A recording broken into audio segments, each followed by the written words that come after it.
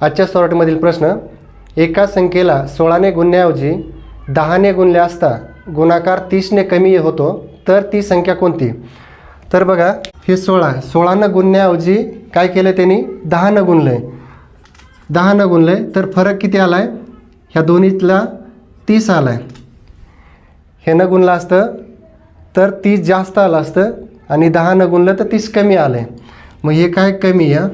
तर या दोन्हीतला फरक किती आहे? 6. तर 6ला किती? 30 आलं आहे. तर 10ची किंमत काढायची. 10ला किती?